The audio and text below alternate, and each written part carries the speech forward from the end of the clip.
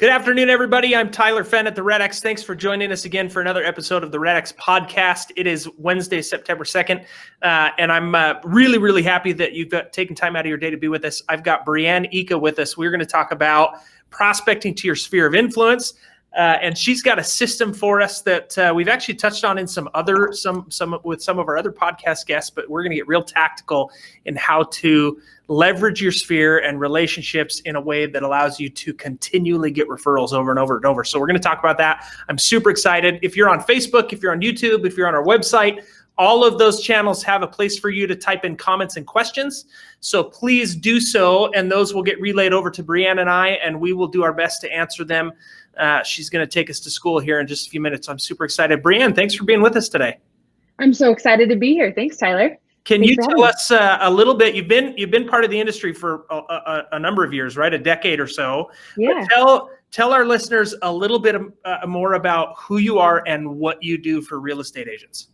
Very cool. So I'm Brianne Ika, like Tyler said. I am the Chief Strategy Officer here at Workman Success Systems, and also the co-founder. So about 6 years ago, my dad, Burl Workman, and I started this little company and on a plane headed back from Charleston, South Carolina. And here we are today. We've got about 48 coaches and clients all over the country, and we're just having so much fun. And so our main focus and what we really do well is help build highly successful and profitable real estate teams. And so we always have the most advanced and most up-to-date information and on the technology and what's happening in the market, because our coaches are active in real estate. The things that are happening as the market shifts and changes so quickly, we're always on top of what's happening, and we kind of keep our finger on that pulse and make sure that we've got great resources for all of our clients. Awesome. I love it. And we've had a working relationship with Workman Success for years and years and years. And so I'm excited to talk about what we're going to talk about here. Now, you guys, Brianne, you guys have a system for an agent to work their sphere of influence. That's not just like, hey, here's what you do. This is a very defined and perfected system for an agent to leverage their network and their relationships to get referrals over and over and over. Is that right? It is. Can you tell us, and there might be a simple, obvious answer to this, but why is having a good system in place to leverage your relationships, why is that important for an agent? Because you and I both know there's a lot of agents out there that don't have something that works. So why is it so crucial for you for an agent to have that in place? Yeah, so I've got two different answers for this. The first one is we think that you should have 4 pillars of income. And for each one of those pillars, it should be able to generate 100% of whatever that goal is, whether it's a number of units sold or a number of families served or an income goal, whatever that is. You should have 4 pillars, and each one of those should be designed to hit 100% of that goal, because when one of those doesn't hit, you still have 3 more that are going to be really close. And then what happens is you don't just double your goals, you triple and quadruple them year over year. And the other reason that this top 50 program is so big is, as we've been coaching and all of the things that we've created, this top 50 program has generated more revenue for our agents and for their teams than pretty much every other system that we have, because of the way that they work them. And it's really strategic. You have to have those relationships. Real estate is such a relationship-based business.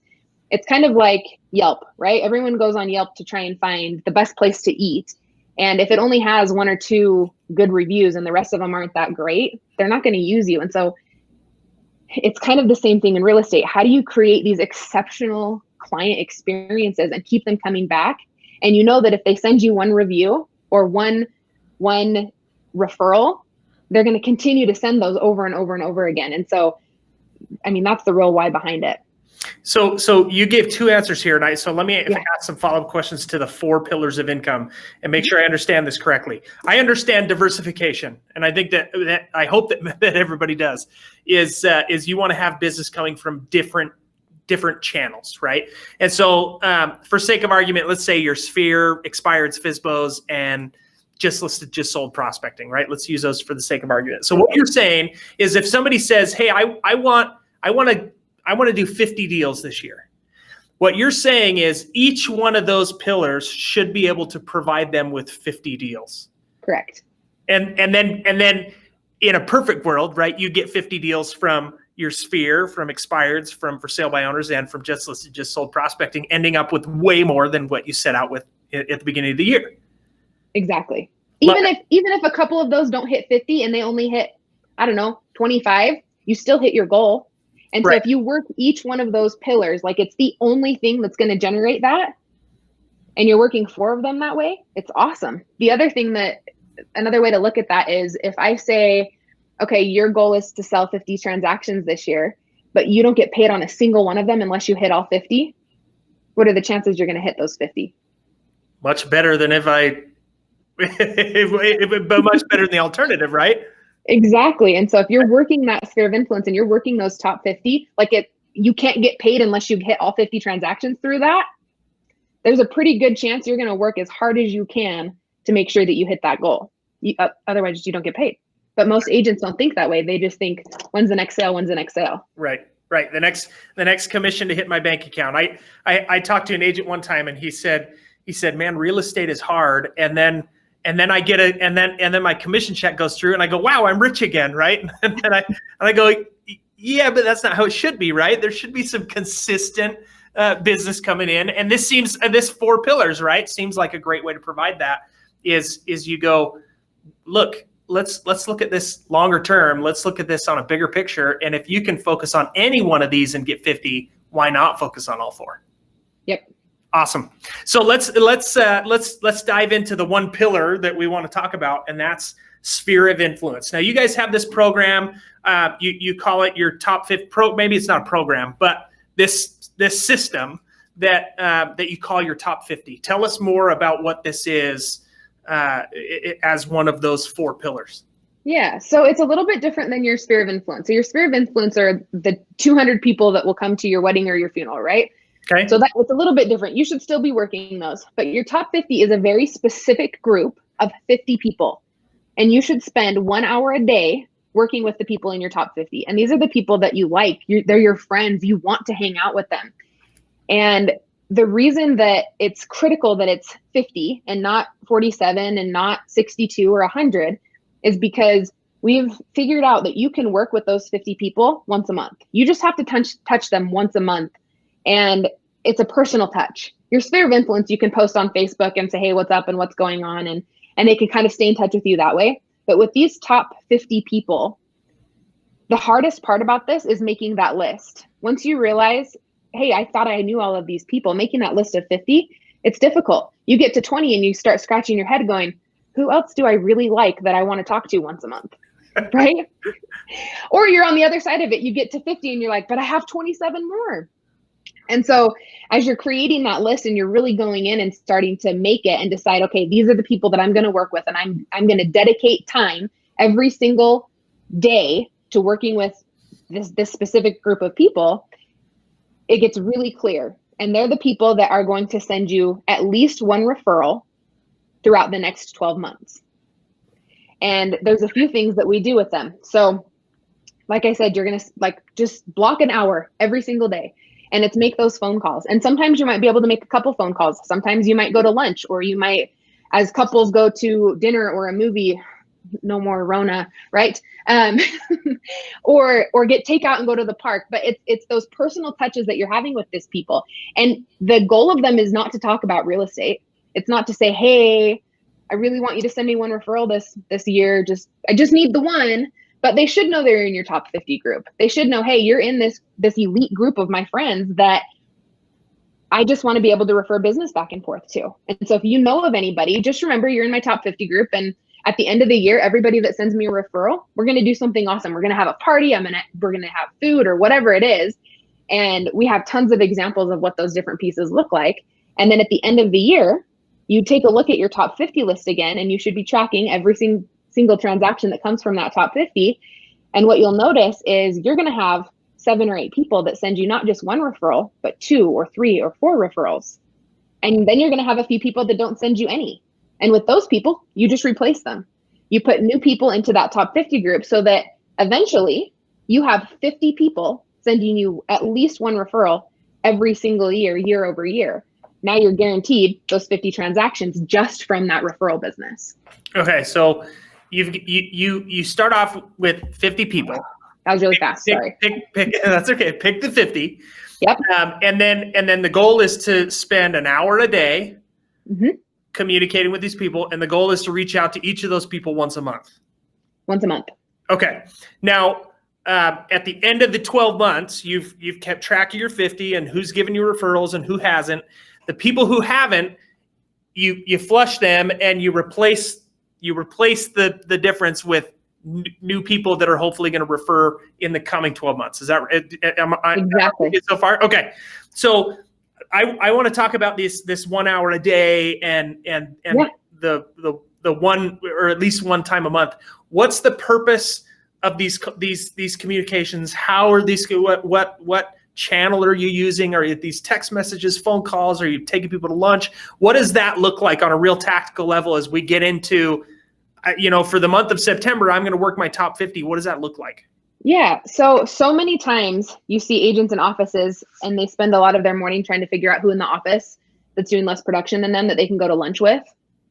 What if they took that time and they looked at their list of their top 50 and said, hey, here's the people on my top 50 that I enjoy spending time with.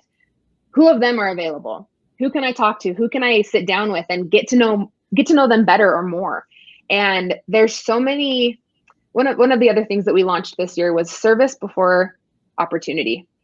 And so when you're calling these people and you're meeting with them in whatever platform you want, right? You can reach out to them on Facebook, you can send them a text or give them a call, but it's a personal touch. It's something that's personal from me to you that says, hey, Tyler, I'm just thinking about you. How's everything going with your family? How's work? What's going on? Have your kids started school? Like just that personal touch. It keeps you front of mind with those people. And then when you ask, what can I do for you? It opens up that door where they feel like, hey, they're genuinely interested in what I have to say and what I have to offer. And you have to be genuine about it. If I just called a bunch of people and said, hey, what can I do for you? Oh, by the way, I need a favor. It's not genuine. That shouldn't be the purpose of these calls or these communications in any way. It's how can I serve you? And over time, you generate this relationship and you have really good relationships with these people. And they want to give you that business. They know that you care about the people that you serve, and they know that you care about the clients whose homes that you're selling and showing and helping buy. You truly care about them. And so as they send you referrals, they know you're going to care about them as much as you've cared about them as a person. So it sounds to me like, and so either confirm or shut me down here, but it sounds like the purpose of this is to simply proactively go out and be a friend, right? Proactively go out. And so my wife is amazing. She has this innate skill she's good at being a good friend. Like she's considerate of things that are going on in people's lives, and she remembers circumstances and dates and that sort of thing. And so she's always reaching out to people, and people love that, right? So if I could take that innate skill that my wife has and bottle that up, that's what you're talking about. This ability to go out and simply build the relationship with people that you're already friends with. Is that fair? That's totally spot on. Awesome. So there's a group of people that this is hard, right? Oh, very, absolutely. There's a group of people that this does not come naturally. How do you get somebody who is in that space where it's not natural and it kind of goes against what their instinctual relationship rules are? How do you go from that to somebody who's successfully executing on this top 50 plan? So I think that because there's so many different personalities in real estate, especially, a lot of realtors are that high I personality, but there's some that just aren't. And I would rather stay at home than have to go talk to people or have dinner with them. I just like being with my family and my kids. And if I'm going to spend my time, that's what I want to do. But I know that if I want to grow my business and to grow my real estate business, I have to get out of my little bubble and go do some of those things. And it's hard for me too. And so I think that even just sending a simple text, hey, how's it going? What's new with you guys? And just kind of getting your feet wet, because it's still a personal touch. I'm not sending a mass text message to 12 people that says, hello, everyone. Today, watch right? It's a personal touch. Hey, how are you? Mention them by name, mention their kids by names or their dog or whatever they're passionate about, and start really small. It's okay not to have to go to dinner 50 times in a month. There's not enough time. It doesn't exist. And so if you start small with a text message or an email, or maybe it's even a card, hey, I'm just thinking about you. I hope everything's going well, right? You can start really small with those, but if you're consistent with it, if every single month I'm getting a text or a card or a phone call, it'll start to get easier.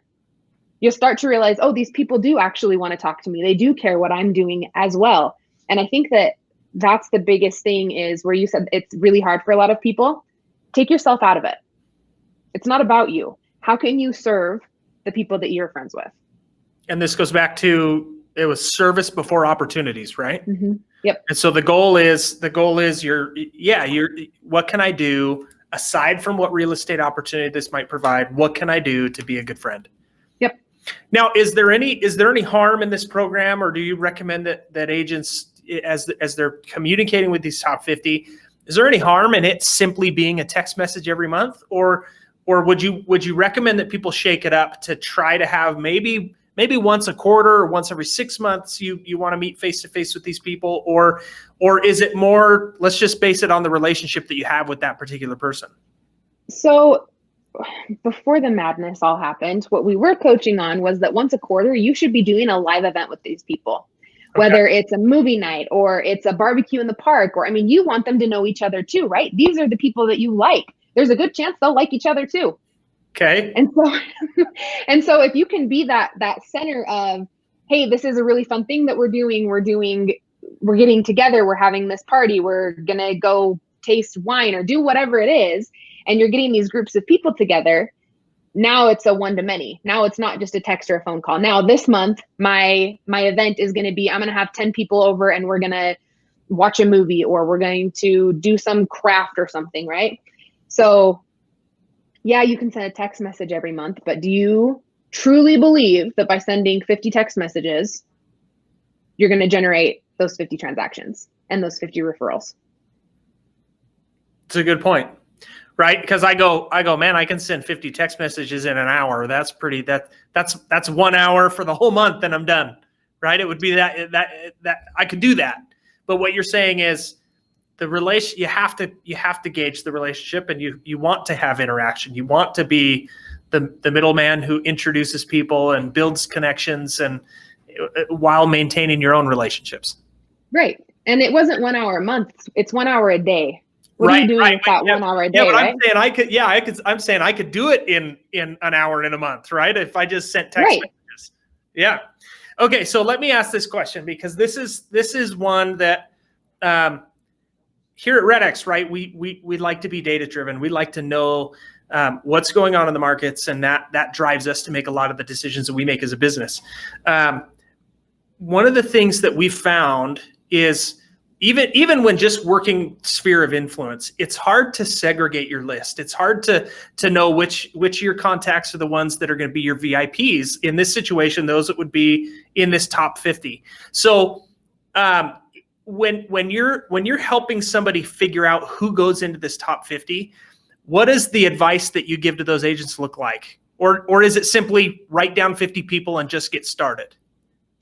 So it can go one of two ways, right? If they're not sure, write down 50 people and get started. And those are the people that are going to get to 20 and go, I don't know who else to put on my list. Okay. And then you start saying, okay, well then let's add some past clients. Let's add maybe you have some more friends and family members that you didn't think about, and maybe they're not your favorite people, but you got to have 50. And the other one is, these are the people that you like. You enjoy spending time with them, and they like you. I don't want to work with a bunch of people I don't like. If I had really difficult clients, I'm probably not putting them on my top 50 list. I want to talk to the people that I enjoy talking to. I want to have those conversations, and I want to make sure that when I am having those conversations, that they're uplifting. I'm not getting off the phone with someone going, geez, I really don't like talking to that person, because every time I do, I feel like I just have this huge weight on me. And so they're the people that you know and that you like and that like you back. Awesome. So when I sit down at the beginning of the month, and I'm going to spend an hour a day working on all of these, working on these top 50, how do you recommend people set up the campaign, or the system that says, here's who you need to follow up with today, here and here's, who you're going to follow up with later? Yeah. Or is it simply, let's just put them on a calendar and I'm just going to follow up on the 2nd of every month with this group of people? Yeah. So everyone should be using a CRM, right? And so in their CRM, there should be some sort of tagging system, some sort of something that you can put on this person that says, this is a top 50. And you should be able to sort by that list of top 50. And you should always schedule the next touch. So Tyler, if you and I are talking today and we get off the phone, whether you know it or not, I'm going into my CRM or into my calendar and I'm scheduling our next touch 30 days from now or a month or whatever, right? However many days, 2 weeks, 3 weeks, whatever. And I'm going to schedule that next touch so that when I log into my CRM that day, I can see that today I have 4 top 50 people that I just need to touch base with. And if you don't have a CRM, put it on a spreadsheet. Open up your Google Drive and put it on a spreadsheet and say, these are my top 50 people. I talked to this person on this day. This is what we talked about. But make notes of that stuff so that when you call them and you know that last month they were taking their dog to the vet for something, when you call them again, you can ask, hey, how's your dog? How's whatever this thing is? It's too hard to remember everything that's going on. Real estate agents have so much happening, not just with their clients and with their own families. Now you add top 50 to it. If you're not writing stuff down, or at least putting it in your CRM where you can go back and access that information later, then it's like starting over every single time you talk to those people. Gotcha. So I have a question that keeps coming up here, and I didn't know if I wanted to get into it, but now I'm really curious. You guys have enough data, and you've had enough clients over the years that you'll be able to give me a really good answer here. Is what's the difference? Okay, what's the difference between an agent that does a really good job leveraging this top 50 versus somebody who struggles with it continually? What are the maybe the big difference? Because here, what I've found, so let me preface this. What I've found is oftentimes the difference between an average agent and a top producer is only 1 or 2 things, right? It's just usually 1 or 2 or 3 things that top producer has figured out how to do even just a little bit better than the average. And that helps them excel. And so what are the differences between the agents that really leverage this top 50 and make it work year after year versus those that may struggle year after year? So we say that it's those 1 or 2 things are perfect execution of the basic fundamentals that everyone knows they should be doing, but most aren't. What are those basic fundamentals? Top 50 is one of them. Okay. So you're saying that is one of those things, the top 50 program or the system that you guys have, that is one of those things that we should be executing on perfectly, and many people just simply don't. Yep. Why don't they? I think that there's a whole bunch of different reasons. Like you said earlier, they're afraid to pick up the phone. It's out of their comfort zone to try and do something or to meet up with people or to ask for that business. And they want to do things that are easier, right? They want to do stuff that's easier. Which easier than making money? Well, one of the biggest things with this is they don't want to call these people because they don't think that they have anything of value to offer them.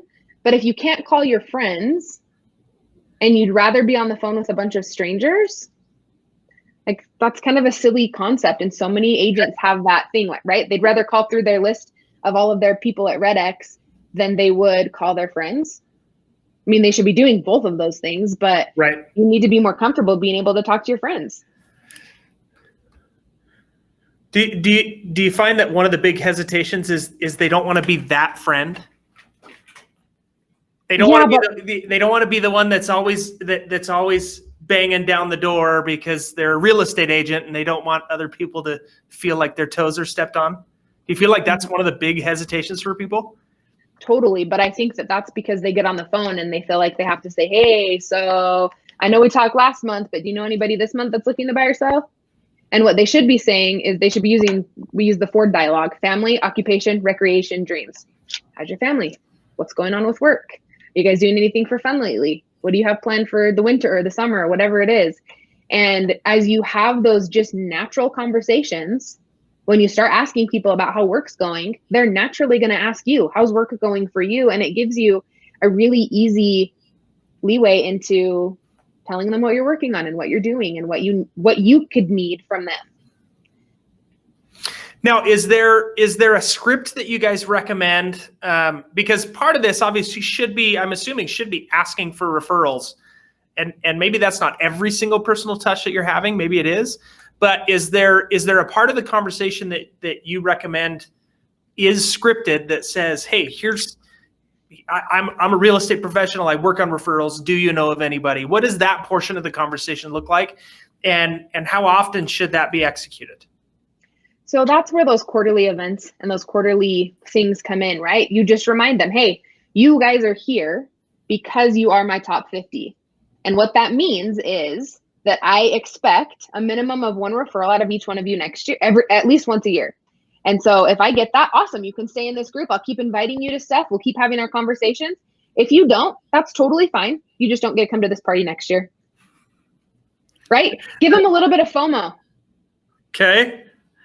Talk to me a little bit about some of these events. You said obviously it's different now that we're in a worldwide pandemic, and it's now September, right? We've been having this conversation for 6 or 7 months, but what did some of these events look like? Tell me what some of you said you have lots of examples. What are some really good examples that you've seen done really well? Yeah, so we've got a group, Terra Firma, and they have an MVP program. And so one of the things that they do is when you send a referral, so anybody that sends a referral gets a thank you card and a little gift and some other stuff. But if you're on the top 50 list and you send a referral, there's a private Facebook page for you. They do big shout outs for you. They say, hey, Tyler just sent me another referral. We're totally going to take care of their person. Like, they make it a big deal within this group of their top 50. And then once a quarter, so one of, I think it was last summer, because otherwise it's too cold there in Wisconsin.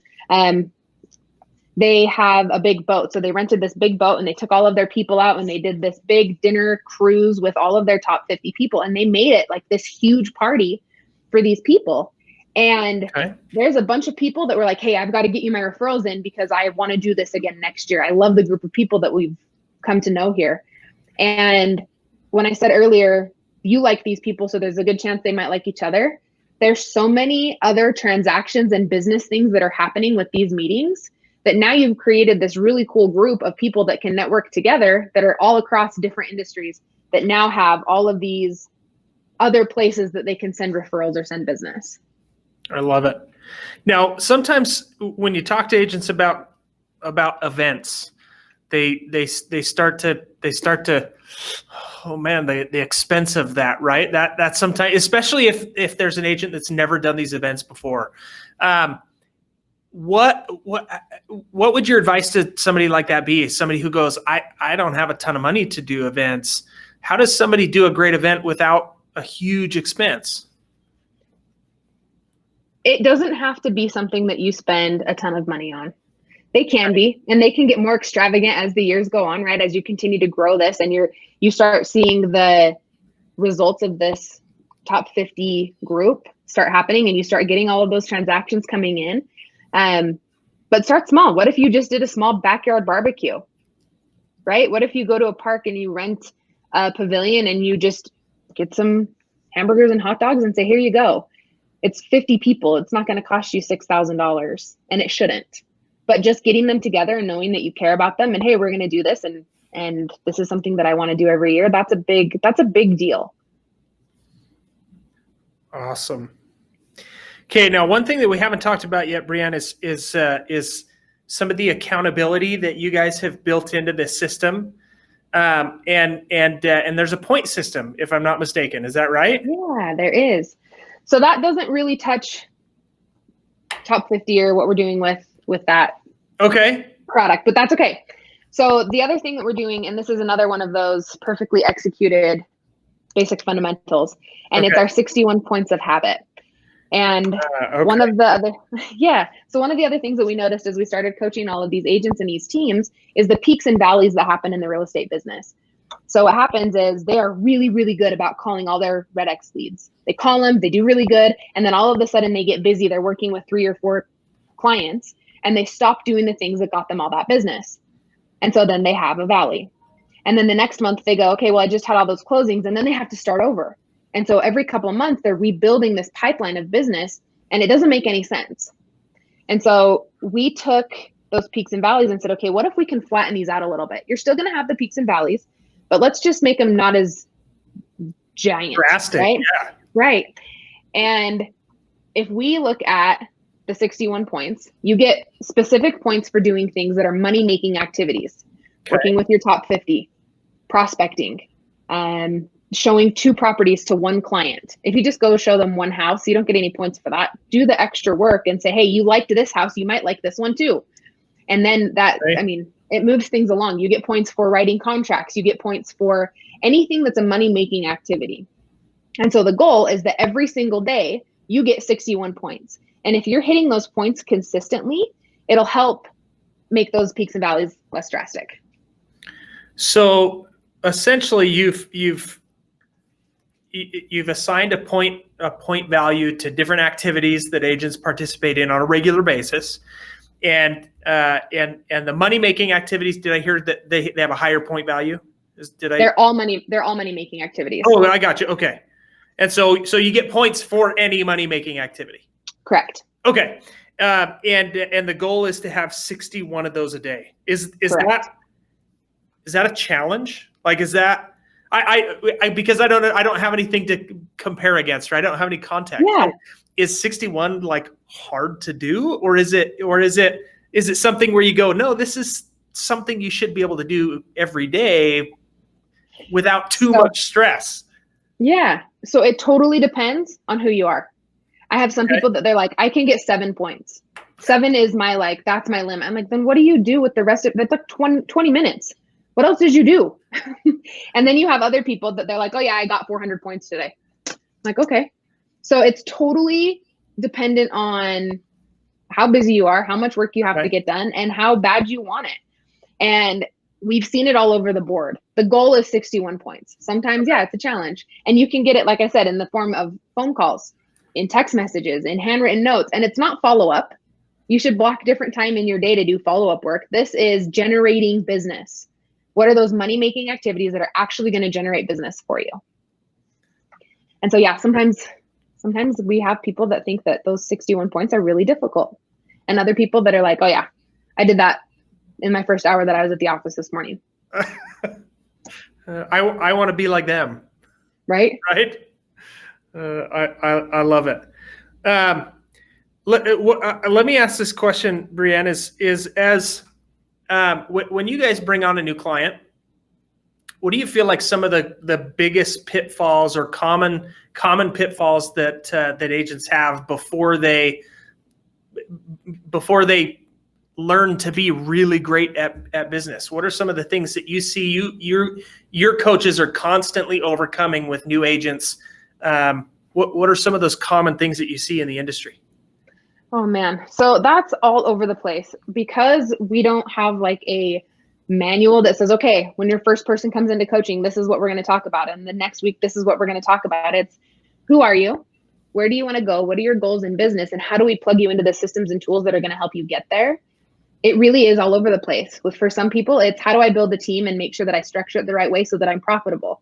With some people, it's how do I take the agents that I already have and keep them motivated? How do I get them to do the 61 points? How do I get them to buy into any of this coaching stuff that you're doing?